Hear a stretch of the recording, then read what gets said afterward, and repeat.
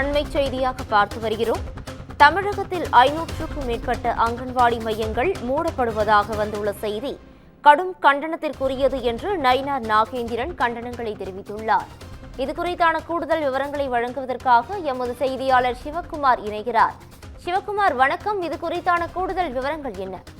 அதாவது தமிழகத்துல பெரும்பான்மையான இடங்கள்ல குழந்தைகளோட நலனுக்காக கருதப்பட்டு அரசால துவங்கப்பட்டு நடந்து வரக்கூடிய அங்கன்வாடி மையங்கள் மூடப்படப்படுறதா ஒரு செய்திகள் வந்துட்டு இருக்கு. இதனை அடுத்து பாஜக மாநில தலைவர் நயினார் நாகேந்திரன் தன்னோட ட்விட்டர் பக்கத்துல ஒரு அறிக்கை ஒன்று வெளியிட்டிருக்கிறாரு.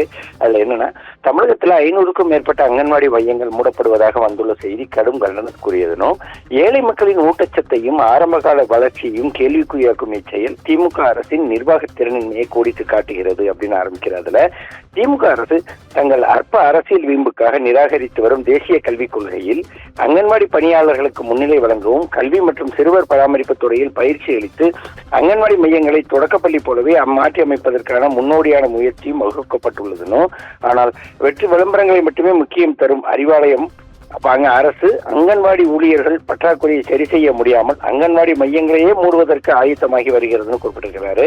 2021 தேர்தலின் போது அங்கன்வாடி ஊழியர்களின் திமுக வழங்கிய வாக்குறுதியான 313 சத்துணவு மற்றும் அங்கன்வாடி பணியாளர்கள் அரசு பணியாளர்களாக பணியமர்த்தி காலமுறை ஊதியம், குறைந்தபட்ச ஓய்வூதியம், பணிக்கூடை வழங்கப்படும் என்பது 4 ஆண்டுகள் ஆகியும் தற்போது வரை கிடப்பில் போடப்பட்டுள்ளதுன்னு குறிப்பிட்டிருக்கிறாரு. எனவே தமிழக முதல்வர் அங்கன்வாடி பணியாளர்களுக்கான கடந்த தேர்தலில் அளித்த வாக்குறுதிகளை உடனடியாக நிறைவேற்ற வேண்டும் எனவும், ஏழை குடும்பங்களில் பிறக்கும் குழந்தைகளின் ஆரம்ப கல்வியையும் வளர்ச்சியையும் பாதிக்காத வகையில் அங்கன்வாடி மையங்களை மூடுவதை தவிர்த்து அவற்றை செவ்வனே நடத்திடவும் வலியுறுத்துகிறேன் அப்படின்னு சொல்லி தன்னோட ட்விட்டர் பக்கத்தில் வெளியிட்டிருக்கிறார். பவித்ரா,